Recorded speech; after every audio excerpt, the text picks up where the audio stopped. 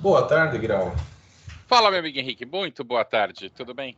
Tudo certo. E Vamos lá, aí? então. Mais um dia de evento, Muito então. vento na sua terra gaúcha aí? Bah, chuva Falaram e que sol. havia um vendaval, vento de 130 quilômetros, que a coisa ia ficar feia aí. Aqui no sul é normal, né? É assim. A gente até fez um Cristo Redentor aqui, que é maior do que o Rio de Janeiro, né? Vai Por que o segurar aí vento o vai ser vento? maior que o Vê se o restante? Cristo segura o vento? Acho que ele não vai segurar, mas ele não vai cair. Ele vai ser. Vai estar bem. Vai estar show de bola. Opa, temos gente chegando aqui. Olha só, nossos amigos já estão chegando. Já estou admitindo aí, pessoal.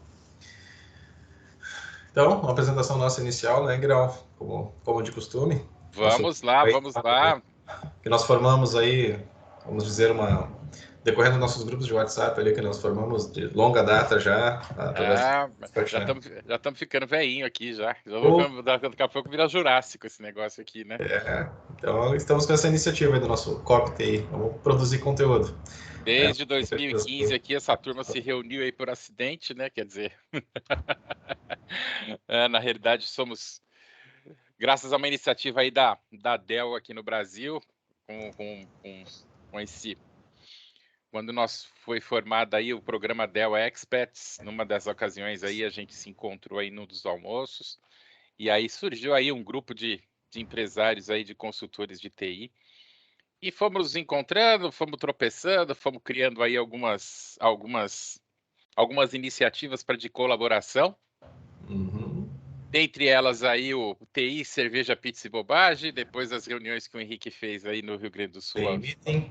né, o TI Meeting, e aí a gente foi se encontrando, e dessas iniciativas a gente achou muitas ideias em comuns, e essas iniciativas de colaboração e cooperação entre todos nós, para levar conhecimento, cultura e desenvolvimento para os empresários, para as empresas, para a PME no Brasil, de modo a gente levar, disseminar cultura, principalmente hoje, nos dias de hoje, uma grande preocupação que nós temos é com a segurança das informações, segurança de dados, com todas as pessoas, né? Então, a nossa ideia aqui é levar avante toda uma cultura de segurança da informação, né? Para que os empresários, principalmente as pessoas, voltem a ter um pouco de preocupação com a sua privacidade, volte a ter preocupação com a segurança e com a proteção de dados.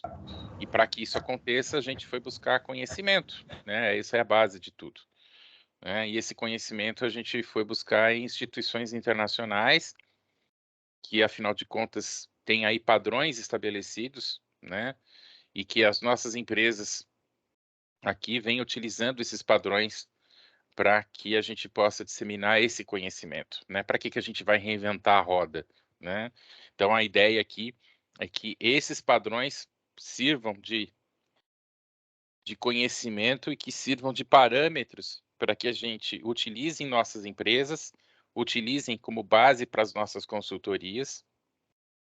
Afinal de contas, qualquer empresário que tenha hoje o uso da tecnologia dentro das suas empresas, ele precisa ter uma base, precisa ter um alicerce para administrar a sua área de tecnologia, os seus recursos tecnológicos dentro da sua empresa.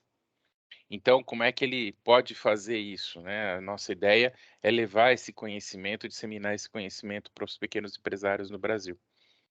Então, essa base é fornecida pelo NIST, através do Cyber Security Framework, que é a base de tudo isso. Então, existe uma série de normas de segurança no mundo todo, e o NIST a gente pode falar que é a base, é o comecinho, né? Ele não é o mais fraco, né, que a gente fala, não, mas é o mais simples, é a base, é onde a gente deve começar a falar de modelos de segurança ou de uma base de segurança que toda empresa deve ter para que possa proteger os seus recursos tecnológicos, né? E o que significa isso, né? A gente deve primeiro identificar, proteger, detectar, responder e recuperar. Como é que eu faço isso, né? Primeiro, se eu não souber os recursos que eu tenho dentro da minha empresa, né? Sejam eles meus processos de negócio, meus ativos físicos, meus computadores, meus softwares, e as informações que são necessárias para as minhas atividades e para gerar o meu negócio no dia a dia, que dependem do uso da tecnologia da informação, eu não tenho como protegê-los. Então, primeiro passo, identifique esses recursos. Saiba o que eu tenho, quem os usa e quais são os recursos que a minha empresa depende para que eu possa tocar a minha empresa no seu dia a dia. Para quê? Para que eu possa proteger esses meus recursos. Então, eu tenho que desenvolver e implementar as proteções necessárias para garantir a proteção e a prestação desses serviços críticos. Somente dessa forma, né, protegendo esses recursos, é que eu vou conseguir estabelecer processos, saber quem está acessando essas informações, controlando, né, toda a gama de informações, adotando mecanismos de proteção, adotando medidas para atualizar todos os meus softwares, atualizar todos os meus hardwares, manter tudo isso controlado, manter tudo isso protegido.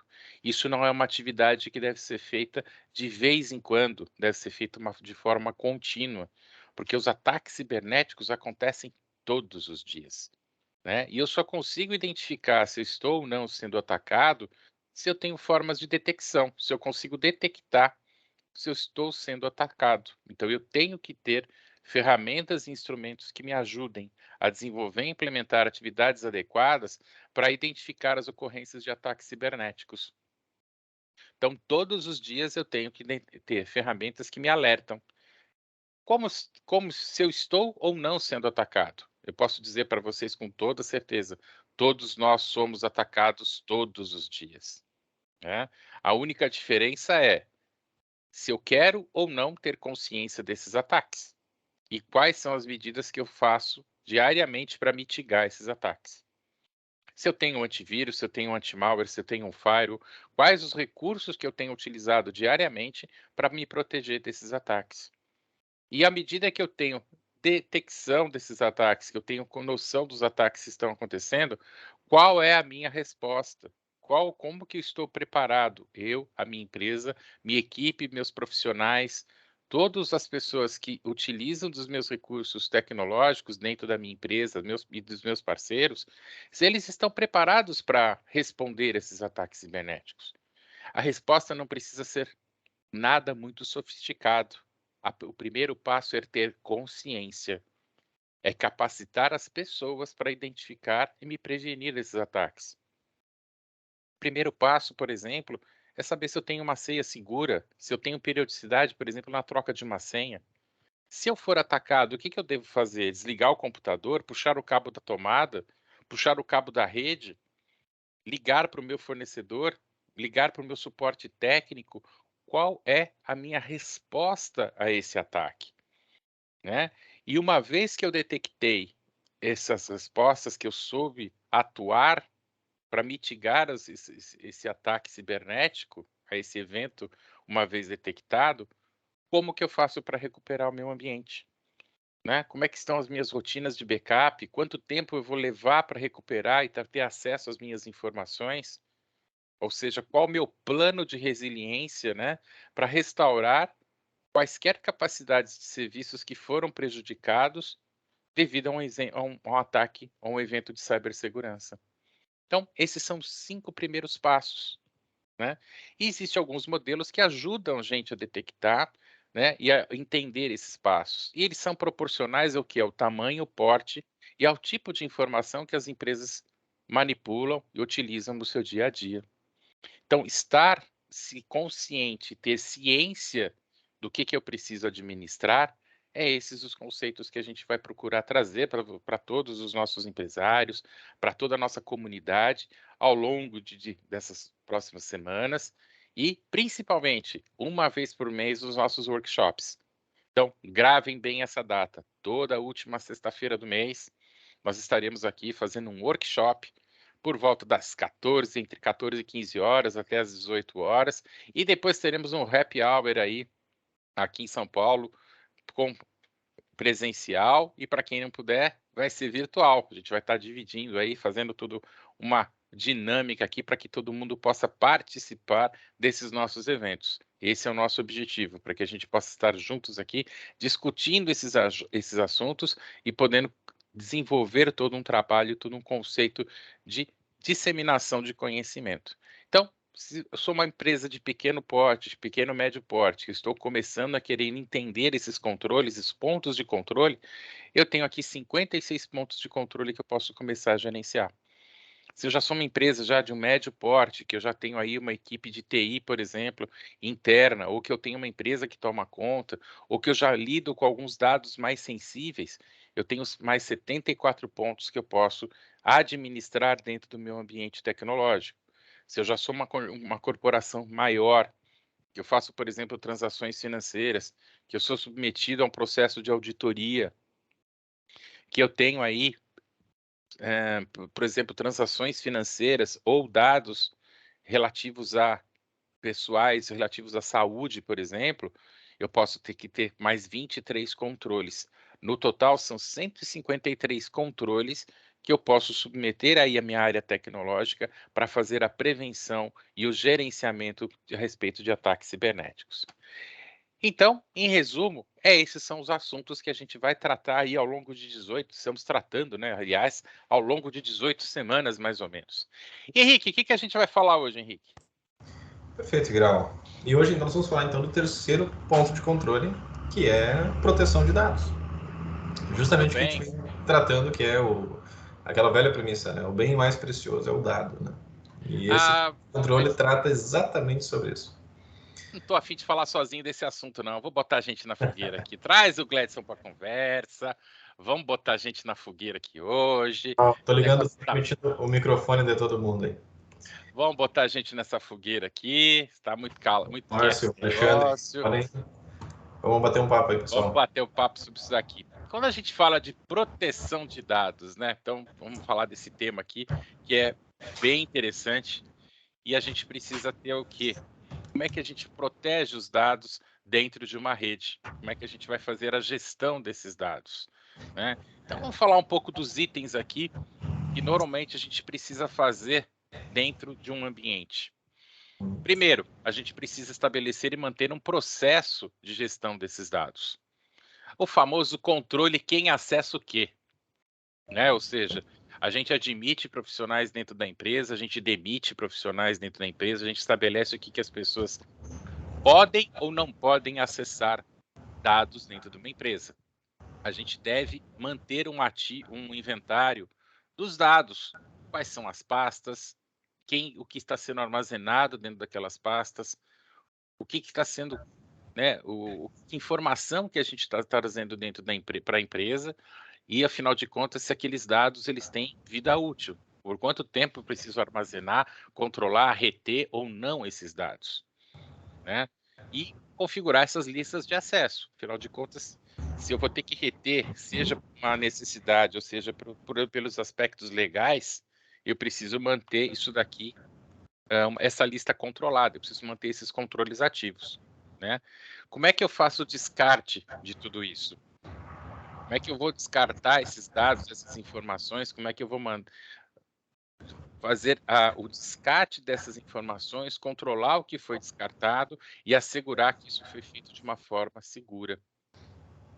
E se eu tiver que disponibilizar informações para terceiros ou mesmo para os meus usuários finais, como que eu posso garantir de que isso foi feito de uma forma segura, que os acessos estão sendo feitos por canais seguros e que as informações estão sendo feitas de forma criptografada?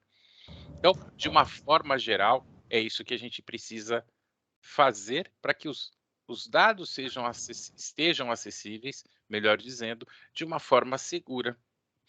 Mas, Guiral, você falou um monte de coisa aqui, né? Mas como é que eu faço isso de uma forma prática? Como é que isso acontece na vida prática? Então, vamos lá, vamos falar assim. Pessoal, vamos trazer exemplos aqui. Vou contratar uma pessoa, tipo uma pessoa nova na minha empresa, ou que eu peguei aqui um caso de uma empresa que a gente vai assumir agora.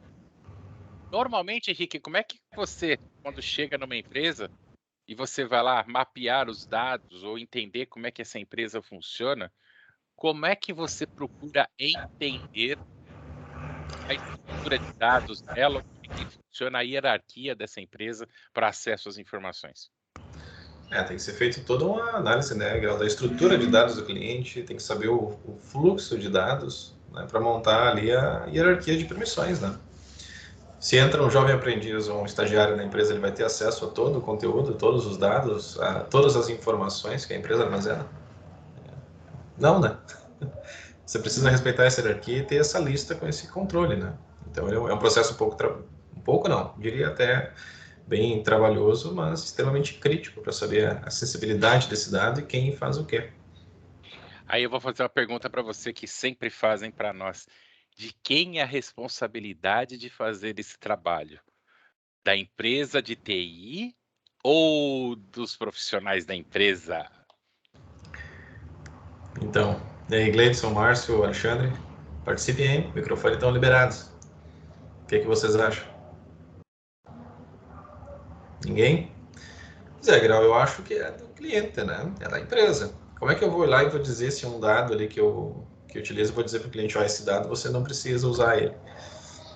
Não posso fazer isso, né? É difícil, né? Nós, como os técnicos, nós podemos ajudar a empresa a fazer o mapeamento, a entender como a gente pode dar direito para as pessoas utilizarem. Fala lá, Gleison. Mas a gente não vai poder fazer pela empresa, né? O que a gente precisa é nós somos técnicos, nós vamos utilizar o nosso conhecimento para ajudar no mapeamento. Mas quem tem que determinar, quem tem que estipular, né, ou determinar quem tem acesso ao quê, são, assim, são os empresários. É a própria organização que tem que fazer isso. Perfeito? Então a gente precisa ter essa visão, e essa visão precisa ser respeitada. Não é verdade? Perfeito. Diga lá, Gledson, o que você trouxe? O Márcio colocou ali no chat também. Geralmente eles passam uma sugestão do que precisa ser aprovado para o gestor da empresa. Né? Quem dá o ok é ele. Correto. Né? Perfeito. Ele vai dar o ok. A gente pode apresentar os meios ou as formas que eles vão utilizar, as ferramentas que eles vão contratar ou adquirir, no caso, para poder fazer esse controle, habilitar essa segurança. Né? Mas a responsabilidade disso. Agora eu volto à pergunta, né, Grau? Quem é o responsável disso?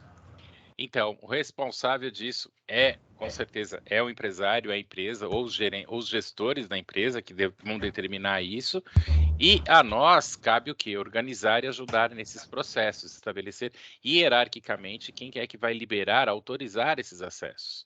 Né? Então, sempre vai envolver a área, normalmente, de recursos humanos, os gestores e a área de TI. Então, isso é diluído ao longo da empresa. E todas as vezes que se registrar um funcionário, ou se der autorização para alguém ter acesso à informação, o que a gente normalmente recomenda é que isso seja feito de uma forma formal, nunca da forma informal. Por Mas eu quê? posso Porque mandar isso uma mensagem precisa por estar WhatsApp? registrado. Você precisa saber quem é que está solicitando a informação, né, o acesso para liberação de acesso. E, em segundo lugar, essa pessoa tem autonomia para solicitar e dar esse acesso à informação? Mas o usuário, Grau, se ele me liga, ele me manda uma mensagem no WhatsApp dizendo que ele precisa acessar determinada pasta lá da administração da empresa. Eu não posso liberar o acesso para esse novo colaborador? Não é assim? Será que é ele mesmo? Será que ele tem Então, autonomia para poder ter acesso? É como se eu chegasse aqui para você hoje, Henrique, e falasse assim: ah, Henrique, você é meu chegado, cara. Me libera a pasta do acesso do financeiro lá que eu preciso fazer uma coisa aqui que o diretor me pediu. Tá tudo bem, Henrique? Posso? Vale isso, Henrique? ou engenharia social, né? É um É? problema. Então, não pode, né, gente? A gente não pode liberar os acessos a bel prazer ou fazer uma cópia de informações porque alguém está me pedindo. Então, as coisas precisam ser formalizadas, ter respeito à hierarquia, né, e ter processo. Mandei um funcionário embora. RH precisa passar uma instrução pouco antes que esse funcionário foi desligado, para que a gente possa fazer os devidos bloqueios de acesso, porque isso cria brechas de segurança. Dependendo do nível hierárquico, o poder de acesso à informação que esse funcionário tem, que esse profissional tem, a gente precisa fazer o devido bloqueio de acesso. Precisa fazer backup das informações ou uma cópia de segurança antes da demissão de um profissional. Isso é ter o devido cuidado né? Com toda a informação que essa pessoa tem acesso. Dependendo do tipo de informação ou do tipo de empresa que a gente tá fazendo o devido suporte, a pessoa tem que ter a informação que a gente chama de, habilitar o que a gente chama de litígio, ou seja, a pessoa ela pode até tentar apagar as informações, mas as informações elas não vão ser eliminadas. Ela fica registrada e guardada para uma eventual recuperação, e investigação de um compliance. Então, tudo isso tem que acompanhar e verificar o quê? A legislação, as exigências legais, ao regulamentações às quais a minha empresa está submetida. Então, existem vários aspectos legais que precisam ser atendidos, dependendo da área e setor a minha empresa está vinculada, ao qual estou submetido. Então eu preciso ter tudo isso muito bem identificado e muito bem analisado para que eu possa implementar toda essa questão de segurança no acesso às informações, né. Por isso que a criação dessas listas de acesso e controle de dados são imprescindíveis para qualquer tipo, porte e tamanho de empresa. Não importa qual seja o meu porte. Com o advento da LGPD, o que acontece com as empresas que tratam dados pessoais e que tratam dados com o público, com pessoas físicas? Se uma pessoa pedir para ter seus dados eliminados, dependendo da situação e de como esses dados são tratados, ela tem o direito, e nós, como empresários e como área de tecnologia, temos o dever de fornecer as informações que nós temos a respeito dessa pessoa, e uma vez que ela solicite a eliminação dos seus dados, nós temos por dever fornecer e garantir que seus dados foram eliminados. Obviamente, respeitando as limitações legais. Se há transações comerciais, eu simplesmente não posso eliminar as informações transacionais e comerciais que foram utilizadas nessas transações comerciais, porque eu tenho que respeitar os aspectos legais disso. Nem com relação, por exemplo, a dados tipo, de um profissional que foi contratado pela empresa, porque eu tenho legislações trabalhistas que me impedem que eu elimine dados de um trabalhador, por exemplo. Então, a lei se aplica a determinadas situações, só que ela se sobrepõe. Então, eu tenho que tomar cuidado com o descarte de dados, né? Então, tudo isso a gente tem que levar em consideração na hora de falar de proteção de dados. E na parte também de vazamento, né, Grau, um risco. Ali, quando fala em criptografia, a gente lembra também em casos de clientes que tenham alguns colaboradores que fazem uso externo de equipamento, notebook. Vamos dar um exemplo de notebook, né? Mas ele não tem uma criptografia, por exemplo, no disco. Aí ele perdeu, esqueceu no hotel, alguém roubou o equipamento dele. Aquelas informações vão ser todas vazadas caso ele utilize ali dentro. E aí, dando um exemplo bem prático que nós estamos abordando nos últimos tempos, criptografa o disco. Usa o BitLocker. Muitos aí têm pânico do BitLocker, que às vezes vão fazer alguma manutenção e esquece a chave, né, para recuperar ele. Mas é uma proteção que você vai ter. Se alguém vai lá e vai remover aquele disco e ligar em alguma outra máquina para tentar roubar as informações, vai se frustrar, não vai conseguir ter acesso a esses dados. Exato, exato. Então, São cuidados hoje que precisam ser tomados na hora de preparar uma máquina, né.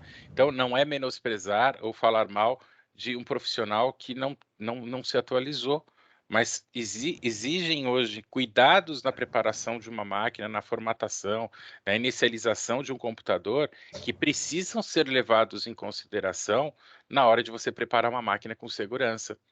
Então não é qualquer profissional hoje que leva isso em consideração, né, e não é por maldade, às vezes é por ignorância na essência da sua palavra, não ter os conhecimentos necessários ou não levar em consideração os pontos necessários de proteção de dados. Por isso, na hora de contratar os serviços de um profissional de TI, isso é extremamente importante considerar o quê? O quanto que ele está preocupado com a proteção de dados, o quanto que ele leva em consideração normas e processos de segurança, de cibersegurança, né. Isso tem um peso e tem um significado muito importante nos dias de hoje. perfeito. E hoje também, quando a gente fala que os dados, hoje eles não estão mais apenas dentro dos limites da empresa, né? Isso está tudo na nuvem. Isso garante mobilidade, isso facilitou muito agora, justamente, principalmente na questão da pandemia. Isso acelerou a evolução digital de muitas empresas, né? Só que aí está o ponto da questão do acesso. Como eu vou acessar esses dados que estão na nuvem? Aí cabe aquela questão do usuário aplicar senhas mais seguras, utilizar múltiplo fator de autenticação, né? Isso é fundamental para evitar um vazamento da sua conta ou que alguém invada a sua estrutura de dados ali, roube informações ou cause algum prejuízo para a empresa ou algum estrago, vamos dizer assim, né? Perfeito. É imprescindível hoje que as pessoas tenham consciência, não só no uso dos dados, mas na forma de acesso, né? As pessoas reclamam normalmente, né, que a gente cria algumas dificuldades para acesso à informação. Na realidade, a gente não está criando dificuldades, a gente está criando mecanismos de proteção para que essas informações sejam acessadas de forma segura. A nossa preocupação hoje é com a segurança dos dados. E para isso a gente tem que criar mecanismos que tornem esse acesso seguro. Então, utilizar canais criptografados, utilizar de senhas seguras, utilizar de mecanismos que tornem esses acessos seguros e que garantam a integridade tanto dos dados quanto das informações e das pessoas que estão acessando esses dados são primordiais e fundamentais para que a gente possa garantir toda essa proteção e segurança de dados. E essa proteção e segurança, né, Grau, ela nem sempre vai gerar custos. Às vezes, dependendo do fluxo de trabalho, a ferramenta que o cliente utiliza, é só ajustes que precisam ser feitos. Não é novos equipamentos que precisam ser comprados, por exemplo. Né? Às vezes ele já tem a própria estrutura basicamente pronta, só não foi bem assessorado ou o profissional de TI não tinha o conhecimento suficiente para poder adequar o ambiente dele, deixar ele seguro, aplicar as criptografias, montar soluções de backup e afins. Perfeito, perfeito. É isso mesmo. Bom, Henrique, já estamos aqui, 14 horas e 28 minutos. Queria chamar aqui Gledson, Alexandre, Márcio, por favor, abra os microfones. Venham participar aqui conosco desse nosso encerramento aqui e colocar aí as suas opiniões para que a gente possa encerrar mais esse nosso bate-papo aqui dentro do nosso horário. Eu vim só para ouvir, rapaz. Vocês estão loucos. Eu não consegui nem participar do grupo, eu fui chamado, o Marcelo mandou, eu não consegui nem participar da reunião de vocês, estava com o filho. Que isso, meu amigo, você é sempre bem-vindo e tem um baita conhecimento e uma baita experiência. Vamos embora. Bora. Posso ajudar vocês com os formulários lá, viu, Henrique? Estou fazendo os negócios, cara, bonitinho com forms, viu? Se vocês precisarem. Eu estou preparando um forms para coletar informação e já disparar orçamento automático, direto do forms. Perfeito, perfeito. Forms de SharePoint. Qual Power Automate ele tem para gerar algum fluxo, alguma tarefa automatizada? Exatamente, usando Power Automate. Ótimo. Legal. Cara, esse ano, acredito que que eu adquiri meu Action Pack. Até que devido à pressão, né, Henrique? Devido à pressão, né? Aí é aquela coisa, depois que a gente contrata, a gente fica pensando, por que eu não fiz isso antes, né? Tem Action Pack igual, só não é mais tempo que o Guiral, né? Porque o Guiral é outra história. Ele fez lá, ele recebeu o trial do Action Pack, né? O Guiral tem a maletinha com CDs preto e laranja, eu tenho certeza. Tenho. Tem a minha marronzinha preta e laranja, tá lá no escritório, lá desde 2005, tá lá, guardadinha lá. Eu tenho dessa época também. Eu não vou falar a minha idade, vou deixar assim, não quero... Não, a idade do Action Pack, não é a minha. Deixa quieto. Não, falando a idade das pessoas. Aí não vai dar problema aqui, não vai sobrar casinha decimal aqui. Eu acho que eu tenho devido, o Guilherme já tem experiência em TI. É mais ou menos isso. Por aí. Respeito, rapaz. Falta só o Enio aqui.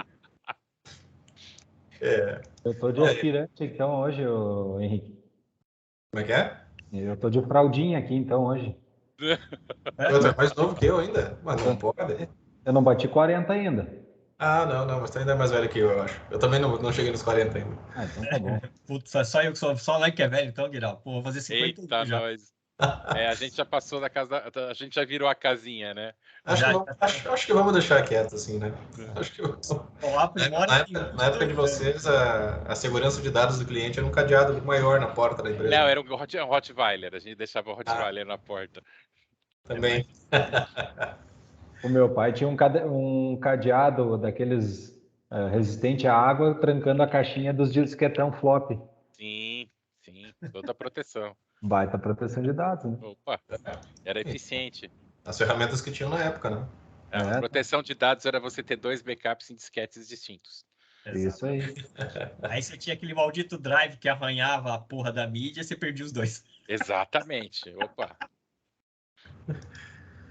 É isso aí. Tudo bom, ok. Senhores, algum comentário aqui sobre esse nosso, pela complementação desse nosso tema de hoje, de proteção de dados? Pô, no comentário, não, só agradecer aí por vocês compartilhar um pouco mais aí. Toda terça-feira. Pena que eu não tinha percebido ainda os avisos do Henrique ali, eu não tinha dado certo ainda de entrar, né? Não, mas aí na próxima já tem configuração de ativos, cara. Semana que vem a gente vai ser configuração segura de ativos corporativos e software. Esse é um teminha legal, cara. Um tema bem bacana. Daqueles que usam a senha de mim ainda nos equipamentos. Sabe que eles estão ficando preguiçosos até não, com essa isso. senha é forte ainda. Não, tem senha de mim sem branco. Não, tem senha de mim enter, né? Então, a de mim sem branco. Admin sem senha. Cara, Configurou ontem um microtik, né, Henrique? Isso aí, o Márcio vai ter uma um microtik ontem. Semana passada eu fui atender um cliente ainda que estava desesperado. Admin sem senha? Estava com admin sem senha, com roteador, com IP público. Faz essas coisas que arrepia, rapaz. Aí, cara, mas por que me invadiram aqui? O que eu consigo ainda puxar é o log de invasões. Olha só. Por que invadiram, né? Por que invadiram, né? Tinha IP até da Letônia acessando o router dele. Essa senhora. Por que será que invadiram o cara? Por que será? Eu comentei com o Márcio ontem, inclusive, nesse caso. Eu até comentei no grupo lá, o Grau deve lembrar, o Gleidson também, de um cliente que me contratou uma solução de backup porque tinha sido invadido. Aí que eu não fui analisar o ambiente do cliente, ele não tinha firewall, não tinha nem microtik como firewall. Ele tinha só a ONU da própria fornecedor ali do link e uma DMZ na ONU apontada para o servidor. Prática. IP público. É fácil, né? Ele não tinha um servidor, ele tinha um honeypot. Não, nem honeypot, cara. Ele tinha um atalho direto. Não, era um atalho direto. O servidor estava para o mundo, assim. Pois o servidor dele era o honeypot. Não dá nem para chamar de honeypot, né? Era acesso direto. Mas ele ainda teve muita sorte, cara. Teve muita sorte que o banco de dados, o ransomware não conseguiu parar o SGBD. Então ele não afetou o banco. Boa. Deu sorte mesmo. Sorte mesmo, cara. Bota sorte nisso. Eu tenho um caso semelhante a esse. Ele é meu cliente, só que tem o famoso fornecedor do software, né? E o cara não sabe configurar firewall. Cara, largou aberto um Windows 2008 com SQL 2003 aberto na nuvem, aberto na rede, na internet. Aí eu avisei, falei, gente, não pode fazer isso, mas você não pode usar desse jeito, não dá para usar, vocês vão ser invadidos, isso é um problema. Imagina, nunca tive esse problema. Esses meninos da TI, vou te contar. Cara, a hora que ele falou esse menino da TI, aí o Guilherme já me conhece um pouquinho, dei aquela respirada, falei, tá, tudo bem. Vamos deixar só documentado por escrito. Não. Para quando a reunião, falei, tá, tudo bem. Cara, juro para vocês, não deram uma semana. Acessaram e criptografaram o servidor inteiro, incluindo o banco de dados. O cara teve tempo de acessar, parar o banco, criptografar, e aí a aplicação, saiu do ar. Aí me ligaram. Me ligaram. Né? Como eu sabia que eu sou o departamento que vai dar merda, eu sabia que ia dar merda, eu habilitei, era uma VM. O cara não sabia que o servidor dele era uma VM. Você vê o nível dos caras. Eles não sabiam que o servidor deles era uma VM. Então era uma VM. O que eu fiz? Habilitei snapshot da máquina da VM para cada 3 horas. Né? E fiquei na minha. Só esperei. Aí invadiram, aí me ligaram, falei, olha, gente, esse servidor, quem cuida dele é o pessoal da aplicação. Eu não pus a mão nesse servidor. Então, vocês liguem para ele, por favor, peçam para ele recuperar o backup. E backup? Criptografaram o backup também, porque ele fazia o backup, obviamente, da mesma máquina. Né? Segurança 100%. Embaixo do disco, né? Faz o backup aqui mesmo. Não, é isso. Faz backup numa pasta da aplicação dele, que estava criptografada também. E aí, bicho, deixei e só esperei, né? Chama o menino da TI. Aí eu esperei, ficar desesperado, passou 1 hora, nada de resposta, 2 horas, 3 horas, nada. Aí o pessoal me ligou, né? Ale, cara, eu sei que você tem um jeito. Eu conheço você. Eu falei assim, não, mas esse problema não é meu, é deles, não é para deixar o servidor aberto, não precisa de firewall. Não foi isso que eles falaram na reunião? Que eles nunca tiveram problema? Então, chama o cara aqui, manda ele recuperar o servidor. Aí o cara, eu falei, bom, olha, eu posso tentar, mas ele tem que fazer a solicitação. Faz para ele abrir um chamado aqui da empresa e eu vou cobrar esse chamado dele. Eu posso recuperar o sistema, mas eles vão pagar o chamado. Se ele quiser, eu recupero. Senão, ele paga os bitcoins lá do cara que fotografou. Ele escolhe quem que ele vai pagar, mas alguém ele vai pagar. Aí, obviamente, né, abri o chamado, cobrei, fui lá só, parei a máquina. Olha, vocês vão perder 3 horas de trabalho, tá tudo bem? O pessoal da empresa falou, meu, até se você falasse que voltava de ontem, eu topava. Falei, não, tá bom, então daqui a 3 horas não dá um tempo. Aí voltei o snapshot da VM, deletei, subi tudo, localizei o ransomware, onde estava instalado, tirei da máquina e subi. Né? Obviamente agora compraram o servidor, instalaram o firewall, os caras não põem mais a mão na aplicação, você só mexe com a aplicação. Nem acesso remoto os caras não têm mais. E já estão, obviamente, pesquisando um software novo para substituir esses caras. Né? Exato. Cara, isso acontece muito, cara. Direto. Amém Isso que ainda não é deram só sorte que comigo. consultaram antes. Cadê os meninos da TI? Cadê os meninos da TI? Adoro os meninos da TI. Essa é uma questão que distingue bastante, né? Empresas de software house e nós de suporte e infraestrutura. Meus meninos Os caras da TI. entendem da aplicação deles e é o que basta. Não criticando, tem muitos amigos que possuem software house, mas...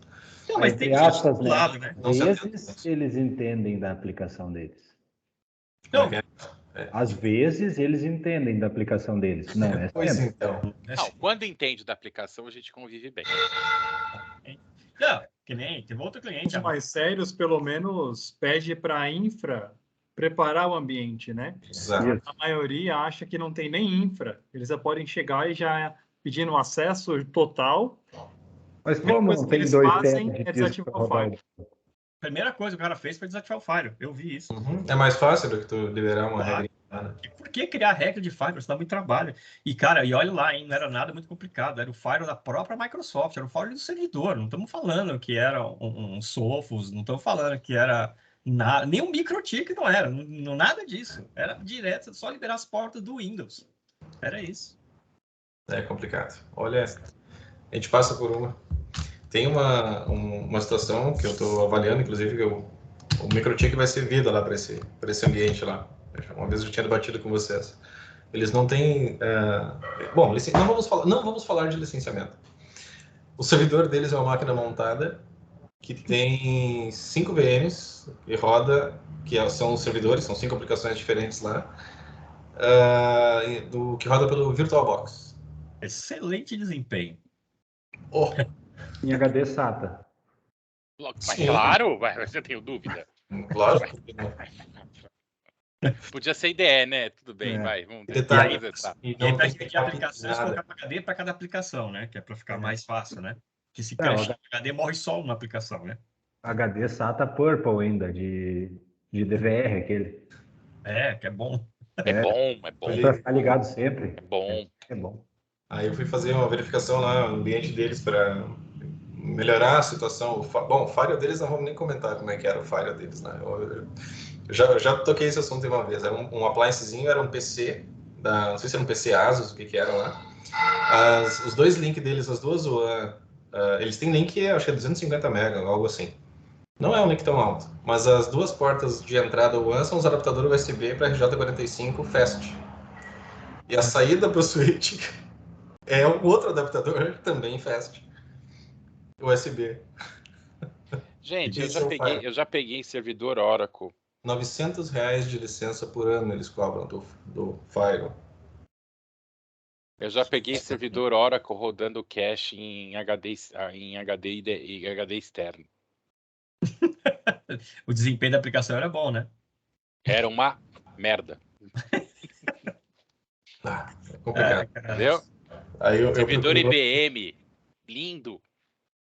Eu procurei. Faltou espaço em disco, não tiveram dúvida. Meteram um HDzão externo, meteram o cache do Oracle num disco externo, num disco atachado na USB. USB 1.0, claro, né? Nossa senhora. Era o que dava para fazer. Eu falei assim, e por quanto tempo tá isso? Já tem quase um ano. Então tá. Então tá. Foi bom, Respira. vou me retirar. Respire, né? Um abraço a vocês. Respira e relata, né? Fala, Grace.